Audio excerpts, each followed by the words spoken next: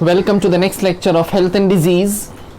Today we are starting with the fourth disease given in your book, that is filariasis, also called as elephantiasis. Now in the case of filariasis or elephantiasis, this disease is caused by thread-like worm, also called as threadworm, which is a type of nematoda. It comes under the category of nematodes. That means it belongs to phylum Aschelminth or Nemathelminth.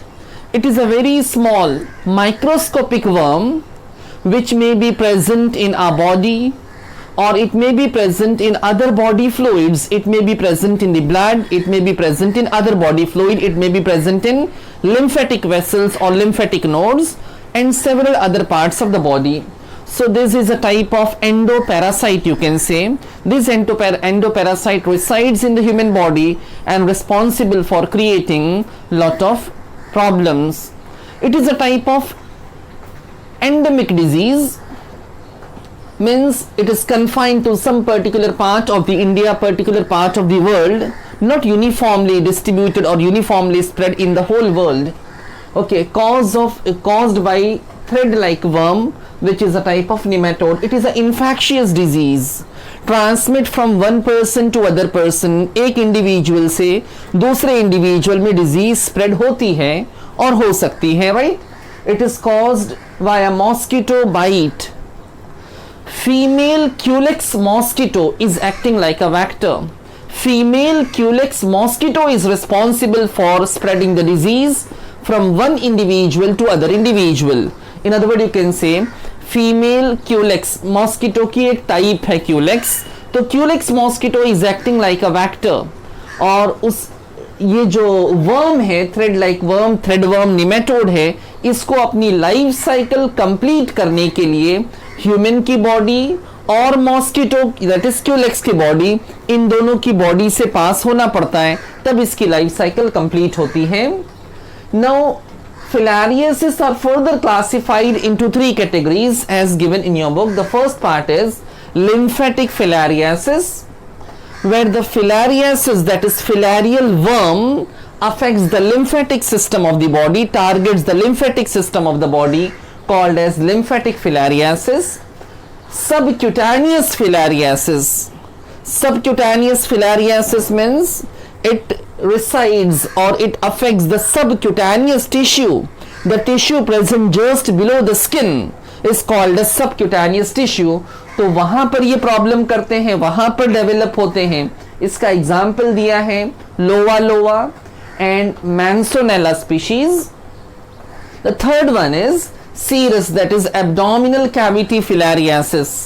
Now filarial worm may resides in the serous fluid, or you can say it resides in the abdominal cavity. The example is again Manzanella species. Now in this case, in the first one, lymphatic filariasis, which is very common among all the three type of filariasis. Now lymphatic filariasis oftenly called as elephantiasis. It is also called as elephantiasis. What happened? You might have listened this name. Extremities, body की जो extremities होती हैं, मतलब हाथ और पैर में lymphatic system के ब्लॉक होने की वजह से, लिम्फेटिक चैनल्स के ब्लॉक होने की वजह से वहां पर अडीमा, दैट इज स्वेलिंग हो जाती है. वो स्वेलिंग इतनी प्रोमिनेंट होती है, very ऑफनली it affects the lower extremities. हमारे जो लेग्स होते हैं उसमें स्वेलिंग हो जाती है, इतनी स्वेलिंग होती है कि लेग्स जो होते हैं वो एलिफेंट के लेग के जैसे दिखने लगते हैं. इसको एलिफेंटियासिस कहते हैं. बेटा सबसे commonly affected part lower leg है, मतलब लेग है, लोअर एक्सट्रीमिटी है. उसके बाद प्रॉब्लम हाथ में भी हो सकता है, फिंगर्स में भी हो सकता है, जेनाइटल ऑर्गन्स में भी हो सकता है, स्क्रॉटम है, फीमेल्स में वुल्वा है, ऐसे पार्ट्स भी अफेक्ट होते हैं, ब्रेस्ट पे भी उसका इफेक्ट हो सकता है.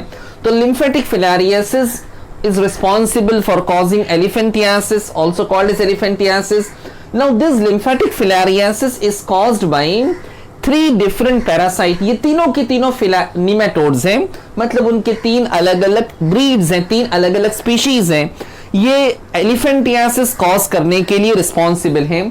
First one is Wuchereria bancrofti, second one is Brugia malai, and the third one is Brugia timori. So these are the three different species of filarial worm responsible for causing lymphatic filariasis, which is most common among all the three type of filariasis. इसी को elephantiasis कहते हैं. इसी में body का lymphatic system block होता है, lower extremities में स्वेलिंग होती है, या दूसरे पार्ट में भी स्वेलिंग होती है लिम्फेटिक सिस्टम की स्वेलिंग की वजह से, लिम्फेटिक फ्लूइड या बॉडी में फ्लूइड के डिपोजिशन की वजह से. So this is the basic thing about the filariasis. Now the next part.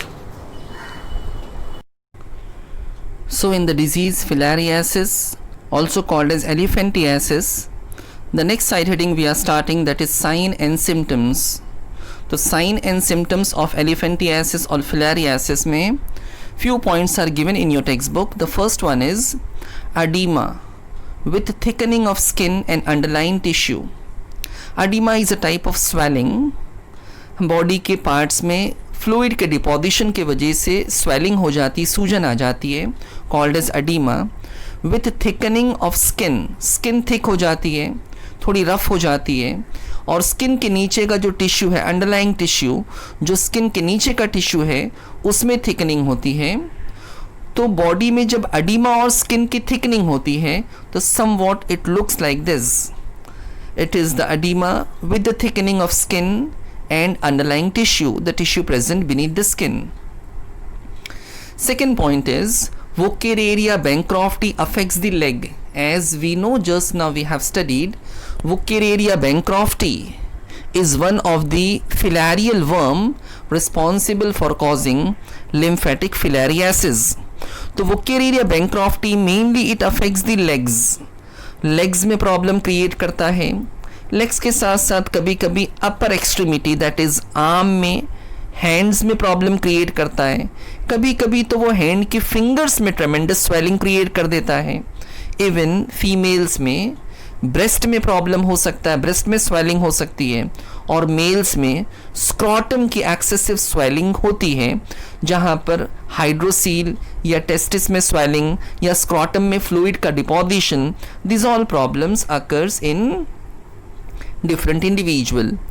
Now the third point, in lymphatic filariasis means if the problem is in the lymphatic system, जिसको elephantiasis कहते हैं, worm, that is filarial worm, infect lymphatic system and cause enlargement of lymphatic vessels and nodes. It affects the lymphatic system. Sometimes it blocks the lymphatic channels. It blocks the lymphatic vessels responsible for causing enlargement in lymphatic vessels and nodes. वहाँ पे fluid deposit होता है, उसकी tremendous swelling और enlargement होता है. इतनी swelling और इतना enlargement हो जाता है कि जो लिम्स होते हैं उसमें एक बहुत ज़्यादा स्वेलिंग होती है. लिम्स या लेग्स जो हैं वो एलिफेंट के लेग के जैसे मोटे दिखने लगते हैं, फैट दिखने लगते हैं. That is why this disease में also be called as elephantiasis. तो this is elephantiasis, that is limbs are swollen like limbs of, like legs of elephant. You can see in this case tremendous swelling in the lower leg. This condition is elephantiasis. Now the fourth point, lymphedema, that is accumulation of lymphatic fluid in tissue. Different tissues में lymphatic fluids के deposition की वजह से वहाँ पर अलग अलग body part में swelling होती है. उसके लिए general word lymphedema, that is edema due to deposition of lymphatic fluid. Last point, hydrocele. Hydrocele, in this condition what happen, males में testis का enlargement होता है. Testis is a male reproductive organ. Testis are enlarged due to accumulation of lymphatic fluid. Testis में lymphatic fluid की deposition की वजह से testis की size enormously increase हो जाती है, पूरे scrotum की size increase हो जाती है. The condition is called as hydrocele. तो बच्चों, this is all about the sign and symptoms of elephantiasis. Now moving towards the next side heading, mode of transmission of filariasis. How filarial worm transmit from one person to other person. Remember, समझाने के लिए example दूं बेटा, in the case of malaria you have studied ना, female anopheles mosquito is responsible for transmitting the disease. In this case, in the case of filariasis, female Culex mosquito is responsible. Anopheles अलग species है, Culex mosquito की अलग species है. ये दोनों species की females जो होती हैं वो सैंग्विवोरस हैं, यानी ब्लड सकिंग फॉर्म है. तो females are responsible for transmitting the disease. See what is given, Wuchereria bancrofti, this is a pathogen. Pathogen matlab this is a filarial worm responsible for causing the disease. Wuchereria bancrofti is transmitted to human body by female Anopheles mosquito. So female Anopheles mosquito is acting like a vector. Female Anopheles mosquito is a secondary host for Wuchereria bancrofti. It is responsible for transmitting the disease from one person to other person. Now, the first point, the larvae escape mosquito body and arrive to human skin. जो लार्वे होते हैं, वोकेरेरिया bancrofti के जो लार्वे होते हैं, वो mosquito की body से ह्यूमन की स्किन में एंटर होते हैं. कैसे एंटर होते हैं? सिंपली मॉस्किटो जब बाइट करता है, I mean Culex female mosquito जब बाइट करती है, तो उसके बाइट से, उसके प्रोबोसिस से, जो उसका बाइटिंग अपैरेटस है प्रोबोसिस, उसके थ्रू वो हमारी बॉडी में एंटर होता है, हमारी बॉडी में स्किन में एंटर होता है. देखो सेकेंड पॉइंट में लिखा है they penetrate the skin, skin के अंदर से पेनिट्रेट करते हुए undergoes to moulting. Moulting is a developmental process. बहुत से एनिमल्स ना अपनी लाइफ साइकिल में उनको मोल्ट करना पड़ता है. Moulting is a type of removing body covering. जैसा स्नेक में नहीं मोल्टिंग होती है, एक्डाइसिस होता है, वैसे बहुत से इंसेक्ट या बहुत से दूसरे एनिमल्स भी मोल्ट करते हैं. This Wuchereria bancrofti is aschelminth nemathelminth, right.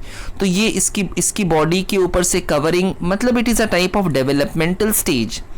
तो वो 2 बार डेवलप होता है, देन दे बिकम एडल्ट, और फाइनली एडल्ट हो जाएगा and settle in lymphatic system.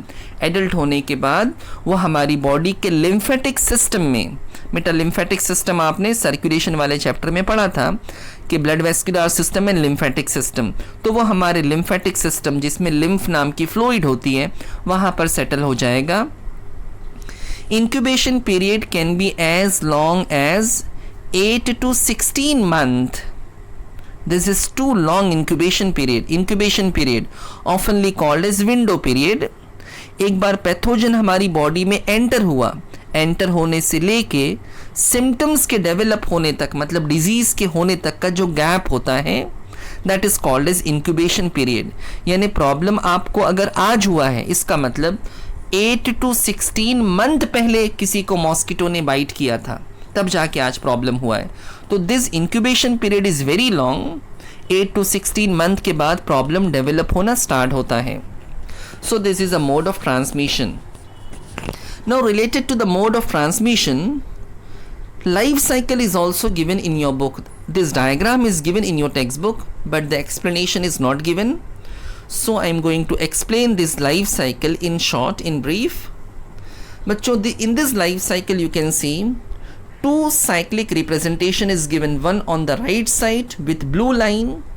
This is the life cycle or different stages of Wuchereria bancrofti in human body.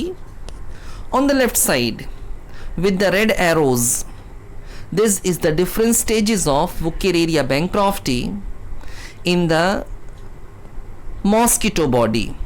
So life cycle complete करने के लिए Wuchereria bancrofti has to pass through 2 different hosts. Human की body से pass होना है और mosquito की body से पास होना है. Now starting with the first point, see the first point यहाँ पर मेंशन किया है. Mosquito takes a blood meal, L3 larvae enter skin. बेटा मॉस्किटो, कोई भी mosquito, female mosquito, here the Culex mosquito. Remember किस मॉस्किटो की बात कर रहे हैं? जो मॉस्किटो इन्फेक्टेड है, ऐसा मॉस्किटो जिसके अंदर वुकेरेरिया बैंक्रॉफ्टी के लार्वे प्रेजेंट हैं. I am talking about such mosquito. तो ये मॉस्किटो ने जब ह्यूमन को बाइट किया क्यों बाइट किया? ब्लड मील के लिए, खून पीने के लिए उसने बाइट किया।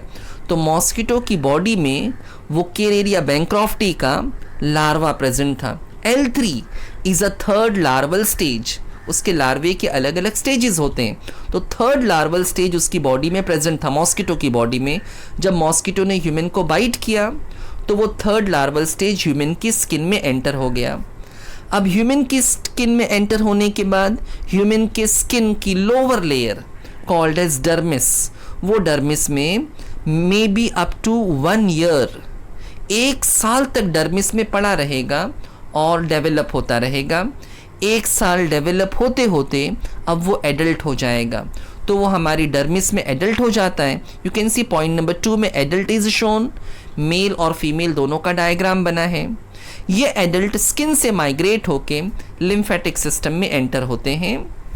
लिम्फेटिक सिस्टम में they reproduce, adult produce sheathed microfilaria, they reproduce, और जो फीमेल होगी they give birth directly to the thousands of microfilariae, मतलब वो एग प्रोड्यूस नहीं करती है, वो डायरेक्टली माइक्रोफिलारिये, उसके जो यंग वंस हैं उनको जन्म देगी। That microfilariae is basically covered, sheathed word use किया है, they are covered by protective covering that migrate into lymph and blood channels. वो माइक्रोफिलारिये, दैट इज ये एडल्ट जो हैं उनके young ones microfilariae, this microfilariae finally enters into the blood and lymphatic system. Now this microfilaria which is present in the blood and lymphatic system, बच्चों ये stage में अगर किसी इन्फेक्टेड पर्सन जिसको ये प्रॉब्लम है उसका ब्लड कलेक्ट किया जाए, उसके ब्लड को एग्जामिन किया जाए, मतलब डायग्नोसिस किया जाए, तो microfilaria can be seen in the blood, that is disease can be confirmed, disease can be diagnosed during this stage when the microfilaria is present in the blood or in the lymph. Now the next point, this microfilaria when present in the blood and the lymph, when another mosquito, एक normal mosquito जिसके अंदर पहले से वो केरेरिया bancrofti present नहीं था, वो mosquito जब ह्यूमन ब्लड लेगा, ह्यूमन ब्लड को एज अ मील लेगा, तो मॉस्किटो ह्यूमन ब्लड के साथ साथ माइक्रोफिलारिया भी इंजेस्ट कर लेगा, राइट? तो देखो ये एक दूसरे मॉस्किटो में माइक्रोफिलारिया एंटर हो गया ह्यूमन बॉडी से। Now this microfilaria when enters in the mosquito body, this microfilaria shed sheath, उसके ऊपर जो प्रोटेक्टिव शीट थी, जो कवरिंग थी, वो शीट को निकाल देगा, पेनिट्रेट मॉस्किटो मिडगट, मॉस्किटो का जो एलिमेंट्री कैनाल है, middle part of the alimentary canal called as midgut, उसको पेनिट्रेट करेगा और वहाँ से माइग्रेट करते हुए मॉस्किटो की थोरेसिक मसल्स में एंटर हो जाएगा। वहाँ पर वो डेवलप होगा L1 that is first larval stage, और डेवलप होते होते second larval stage, then third larval stage. Now this third larval stage finally it migrate to head and mosquitoes proboscis, mosquito की हेड में अटैच जो उसका proboscis है, proboscis is a device जिसके through वो हमारा ब्लड सक करते हैं, a needle like device called as proboscis।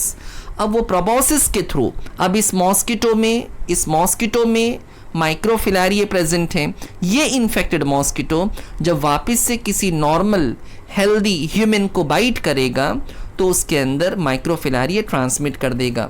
So this is how the disease transmit from one person to other person. So this is all about the life cycle.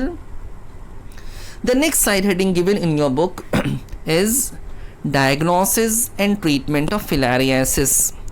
Remember बच्चों, diagnosis, this the title is written, the side heading is written, मगर text book में diagnosis के बारे में एक word भी नहीं लिखा है।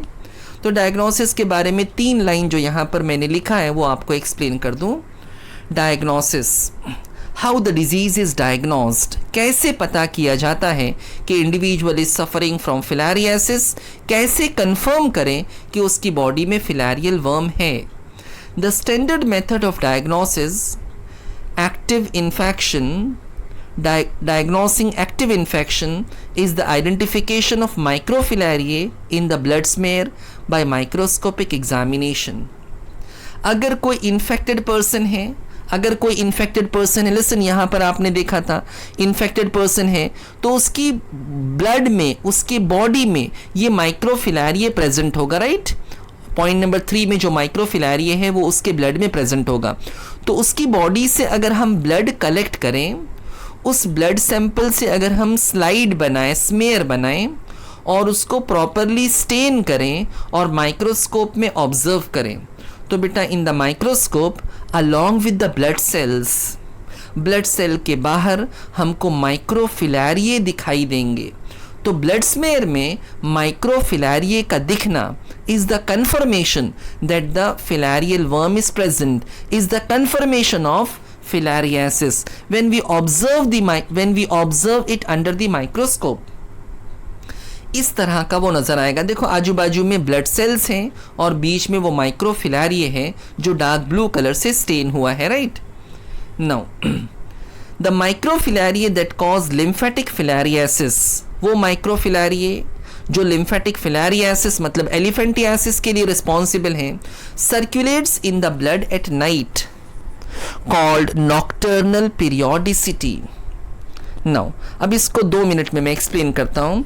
Remember, they are smart enough, this microfilariae, that is filarial worm, they are smart enough, they comes in the peripheral circulation. हमारी बॉडी में बच्चों रात के समय they come in peripheral circulation. During daytime they go into the deep circulation. दिन के समय हमारी बॉडी के इंटरनल ऑर्गन्स में, वाइटल ऑर्गन्स में वो माइक्रोफिलारिया चले जाते हैं और रात के समय वो पेरिफेरल सर्कुलेशन में आते हैं। ऐसा क्यों करते हैं वो? ऐसा करने का रीज़न ये है कि बच्चों रात के समय मॉस्किटो बाइट ज़्यादा होता है, दिन के समय कम होता है। तो मॉस्किटो बाइट के थ्रू वो पर्सन टू पर्सन स्प्रेड होंगे, तो वो रात के समय स्प्रेड होते हैं और दिन के समय इंटरनल ऑर्गन में क्यों? सो दैट वो इजीली डायग्नोस ना हो, इजीली पता ना चले।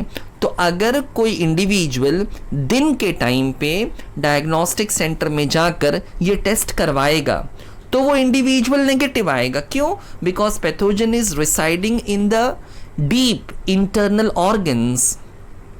अगर कोई इंडिविजुअल इस डिजीज़ के लिए ससेप्टिबल है, किसी को ये डिजीज़ होने का अगर डाउट है, तो बेटर ये है कि उसका ब्लड सैंपल रात के समय कलेक्ट किया जाए और उसको टेस्ट किया जाए। तो रात के टाइम जो ब्लड सैंपल कलेक्ट किया जाएगा उसमें फिलारियल वर्म पेरिफेरल सर्कुलेशन में आते हैं और वो कंफर्म हो जाएंगे। Now the next part is prevention and control of filariasis is given. बच्चों prevention and control of filariasis can only be done by controlling mosquito. Mosquito को कैसे कंट्रोल करते हैं? हमने मलेरिया वाली डिजीज़ में पढ़ा था। Few basic points are given here. Avoid mosquito bite by using mosquito nets. Different type of nets are used. Insect repellents, जो इंसेक्ट को रिपेल करते हैं, जैसे ऑल आउट है, मॉर्टिन है, अलग अलग टाइप के कॉइल्स हैं, सब natural repellents are also there. तो this all things are effective. क्यों? मॉस्किटो बाइट से अवॉइड करना। एक और बात बताऊँ, ये डिजीज़ जो है वो एक एंडेमिक डिजीज़ है, कुछ पर्टिकुलर पार्ट्स में ज़्यादा केसेस मिलते हैं। The second point, eradication of mosquitoes, mosquito को ख़त्म करना। अब मॉस्किटो को कैसे ख़त्म करना है, उसके अलग अलग तरीके हमने मलेरिया वाली डिजीज़ में पढ़ा था। उसमें एक मेथड ये है by using that fish gambusia, जो मॉस्किटो लार्वे पर फीड करती है। मॉस्किटोज जो होते हैं वो स्टेगनेंट वाटर में ब्रीड करते हैं, तो कहीं पर वाटर एक्यूमुलेट ना होने दें। वाटर को कंज्यूम करने से पहले उसको प्रॉपर बॉईल या फिल्टर करें। तो eradication of mosquito bite is essential for control of filariasis. So this all about the prevention and control of filariasis. So this all about the filariasis और elephantiasis disease. यहाँ पे disease complete होती है। Now starting with the 5th disease given in your book as typhoid. Typhoid में also be known by the name of enteric fever, और भी इसके अलग अलग नाम हैं. In your book they have given only one name, typhoid. Typhoid, it is a type of acute infection of intestine. It is the infection which occurs in the intestine and it is an acute type of infection. Sudden short span में infection होता है. ये bacterial infection है. तो it is the infection or the problem basically related with the intestine, with the alimentary canal. It is caused by the bacteria. The name of the bacterium is Salmonella typhi. Salmonella typhi is a main type of bacteria which is responsible for causing typhoid. Similar type of problem may also be caused by some other bacteria which is not given in your book, but this is a main type of bacteria which is responsible. The name of the bacteria is Salmonella typhi and is responsible for causing the problem, that is typhoid. Now this Salmonella typhi basically is a gram-negative type of bacteria. Remember, depending upon the staining ability, the bacteria, they are classified as gram-positive and gram-negative bacteria. So it is a type of gram-negative bacteria.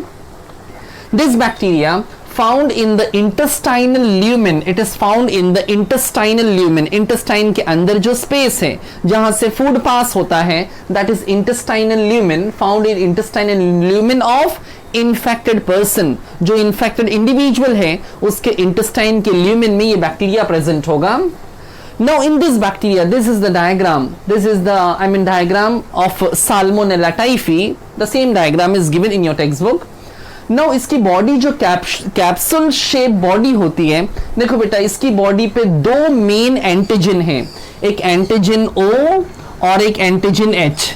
Remember, antigen O is present on the cell wall.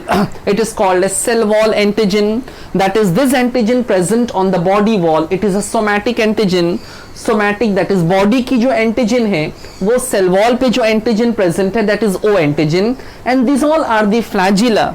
Flagella पे एक antigen होती है called as H antigen.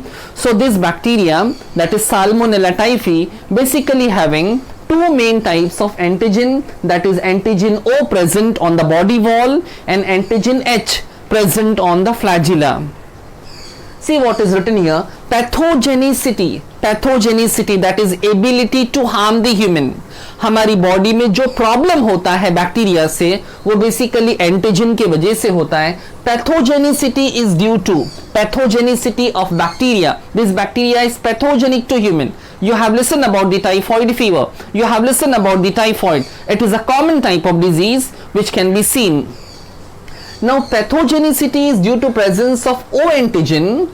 O antigen, this is the O antigen present on the body wall. O antigen is chemically lipopolysaccharide. It is chemically lipopolysaccharide, that is LPS, present on the surface. And the second one is flagella contains H antigen. Flagella पर H antigen present है. So this is the structural detail and about the two antigens present on the bacteria. Now remember, the infected person जिसको ये disease है, the infected person के faecal matter में bacteria present होता है, जहां से इन्फेक्शन स्प्रेड होगा, जहां से डिजीज स्प्रेड होगी, एक पर्सन से दूसरे पर्सन में इन्फेक्शन जाएगा, उसके फीकल मैटर में ये बैक्टीरिया प्रेजेंट होता है. Even sometime bacteria can also be seen in the urine sample. Basically it is present in faecal matter, in the stool, जहां से इन्फेक्शन होने के चांसेस होते हैं. समटाइम बैक्टीरिया में also be found in the urine. Okay, so this is the basic thing about the typhoid, about the Salmonella typhi, the bacteria responsible for causing typhoid. Now the next side heading in typhoid is sign and symptoms of typhoid. Few points are given in your textbook. The first part is prolonged fever. It may be as high as 104 degree Fahrenheit. Remember, in the initial stage, जब infection होता है after the incubation period, शुरू में कुछ दिन तक low grade fever होगा. जैसे जैसे डिजीज सीवियर होगी, हाई ग्रेड फीवर डेवलप होगा and it may go up to 104 degree Fahrenheit. Second point is general nausea, fatigue and headache. That is feeling like vomiting, vomit भी होती है, fatigueness, headache के साथ body pain. This all are the general symptoms related with the typhoid. Remember one more thing about the typhoid is, depending upon the stage of typhoid, symptoms may vary. For example, after the completion of incubation period, first week में अलग type के symptoms होते हैं, second week में symptoms ज़्यादा develop होते हैं, third week में और ज़्यादा डेवलप होते हैं, फोर्थ वीक में सीवियर सिम्टम्स डेवलप होते हैं. तो depending upon the grade, depending upon the how severe disease is, symptoms vary from person to person or time to time symptoms change होते हैं. The third point is abdominal pain. Abdomen में pain का होना, constipation, that is low frequency of stool, low frequency of fecal matter, or even diarrhea, that is loose motion. The fourth point, which is seen in certain cases, rose colored rash on the skin. Usually thoracic region में या abdominal region में कभी कभी limbs पे भी rose color के spots develop हो जाते हैं. These rose color spots somewhat look like this. In this case you can see on the back side numerous rose color spots develop, जो टाइफॉइड फीवर के कुछ वीक रहने के बाद ये spots develop होते हैं. Now the next point is white coat on tongue. टंग के ऊपर वाइट कलर का डिपोजिशन हो जाता है, टंग के ऊपर वाइट कलर की कोटिंग डेवलप हो जाती है. That is what happen in the case of typhoid. And also coughing action can be scene.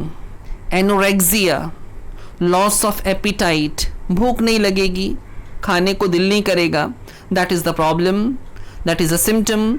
Last point, if not treated, अगर ट्रीटमेंट प्रॉपर नहीं मिला, रिमेंबर टाइफॉइड का treatment is possible and treatment can be done easily, but the thing is सही time पे diagnose करना और सही तरीके से ट्रीट करना. If not treated, breathlessness, problem in respiration, irregular heart beat, and even haemorrhage, that is bleeding. Internal haemorrhages होते हैं, इंटेस्टाइन के अंदर ब्लीडिंग होती है as it is the acute infection of intestine. तो इंटेस्टाइन में ब्लीडिंग होती है और इंटेस्टाइन में ब्लीडिंग के वजह से कई बार फीकल मैटर के साथ, स्टूल के साथ ब्लड पास ऑन होता है और कभी कभी सीवियर ब्लड लॉस की वजह से इंडिविजुअल एनीमिक भी हो जाते हैं. डायरिया की वजह से डिहाइड्रेशन के चांसेस होता है और हेमरेज की वजह से एनीमिक होने के चांसेस होते हैं. So this all about the sign and symptoms of typhoid fever. The next side heading given in your book is mode of transmission of typhoid, how the disease transmit from one person to other person. मैंने थोड़ी देर पहले आपसे कहा था कि जो infected person होता है, इन्फेक्टेड पर्सन के यूजुअली फीकल मैटर में बैक्टीरिया प्रेजेंट होता है. अगर वो फीकल मैटर किसी भी तरह से, चाहे वो फीको ओरल ट्रांसमिशन हो या फूड और वाटर के थ्रू ट्रांसमिशन हो या वेक्टर्स के थ्रू ट्रांसमिशन हो, किसी इंसेक्ट के थ्रू ट्रांसमिशन हो, वो फीकल मैटर का बैक्टीरिया अगर किसी हेल्दी ह्यूमन ने इंजेस्ट कर लिया तो उसको ये डिजीज़ हो जाएगी. तो फीकल मैटर से कांटेक्ट में आने की वजह से डिजीज स्प्रेड होने के चांसेस होते हैं. The first point is it is food and water borne disease. बच्चों, फूड और वाटर में फीकल मैटर के कंटामिनेशन की वजह से बैक्टीरिया प्रेजेंट होता है. तो अगर वाटर कंटामिनेटेड है, अगर हम वाटर को बॉईल कर लें या प्रॉपर फिल्टर करें या जो भी ट्रीटमेंट है उसको करें तो ये डिजीज़ स्प्रेड होने के चांसेस नहीं होंगे. इवन फूड को अगर हम प्रॉपरली कुक करें या फिर फूड को प्रॉपरली कवर रखें, आई मीन वेक्टर से कांटेक्ट में ना आए या फीकल मैटर से कांटेक्ट में ना आए, तो ये डिजीज़ स्प्रेड नहीं होगी. The second point, insects like houseflies, you know houseflies are very common vector. They are responsible for spreading numerous disease. Houseflies and cockroaches. देखो houseflies ओपन स्पेस में पड़े हुए फीकल मैटर को ऑफनली विजिट करती हैं. Cockroaches जो हैं ये मेन होल्स में रहते हैं जहाँ फीकल मैटर होता है. तो वहाँ पर ये कॉकरोच या हाउसफ्लाई अपनी बॉडी पे बैक्टीरिया को कैरी करते हैं. तो insect like houseflies and cockroaches feeding on fecal matter may transfer the bacteria to food material. ये हमारे घर के फूड स्टफ पे भी बैठते हैं, रोड साइड पे जो फूड है उससे कांटेक्ट में आते हैं, and they are responsible for spreading the disease. Third point, poor hygiene habits and poor sanitation condition are responsible for spread of typhoid.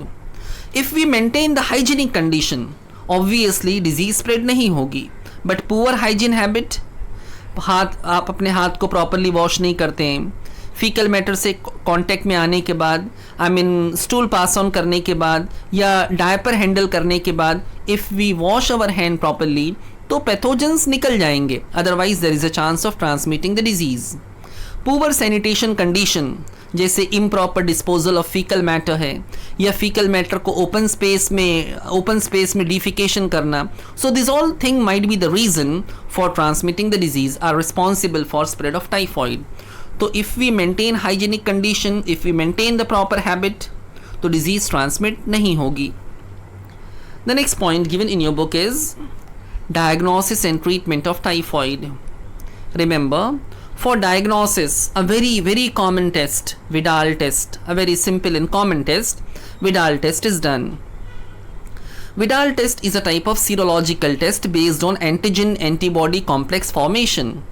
Just now you have studied that Salmonella typhi has two type of antigen, O antigen present on cell wall and H antigen is present on flagella. So depending upon these antigen, we can detect by using antisera, by using antibody, we can detect the presence of Salmonella typhi in the blood. तो serological test is a very good test, is a very effective test because bacteria में antigen है, हम antisera यानी कि antibodies use करके उस blood में bacteria है कि नहीं ये confirm कर सकते हैं. Vidal test is generally used for diagnosis of typhoid. Now as far as treatment is concerned, treatment for typhoid is possible and the treatment is effective as well. The thing is, we should recognize the disease on proper time and accordingly treatment is done. Now treatment में surgical removal of gallbladder in severe cases, it is not done oftenly but in very extreme case.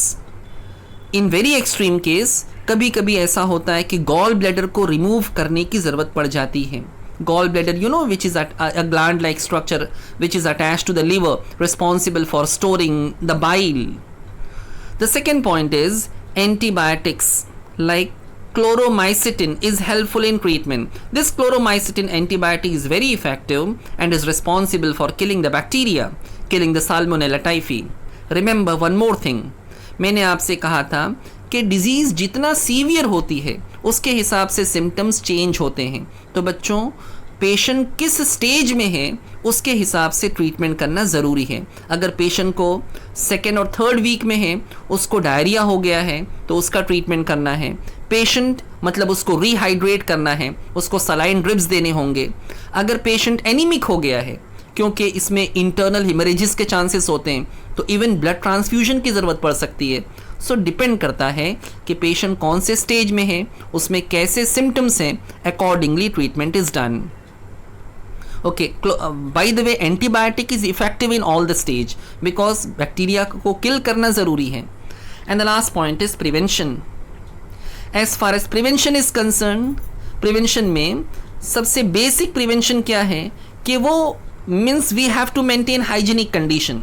मैंने आपको previous slide में बताया, we have to maintain the hygienic condition. वो vectors जो disease को spread करते हैं, हाउस फ्लाइज हैं, कॉकरोचेज हैं, उनको हम किल करें या उनके कांटेक्ट में ना आएँ. फूड स्टफ़ को प्रॉपरली कवर करें, फूड को प्रॉपर कुक करें, वाटर को प्रॉपर ट्रीट करें, बॉईल करें या फिल्टर करें. So this hygienic condition, faecal matter को प्रॉपर डिस्पोज करें, ओपन स्पेस में डिफिकेशन ना करें. So these all are the preventive measure. Although these points are not given in your book, means we have to maintain the proper hygienic condition. In prevention, WHO has recommended 2 vaccines. 2 vaccines हैं जो effective हैं. उसमें पहली है oral vaccine जो mouth से दी जाती है, TY21A vaccine. This is a oral vaccine. And second one is injectable जिसको इंजेक्ट किया जाएगा बॉडी में, typhoid polysaccharide vaccine. This is sold as Typhim VI and Typhorix. So these are the vaccines which is effective. Remember, this vaccine doesn't provide immunity for throughout the life. Generally this vaccine provides immunity just for 2 years. उसके बाद वापस से infection के chances हो सकते हैं. So this all about the diagnosis and treatment. यहाँ पे टाइफॉइड वाला part means typhoid disease complete होती है.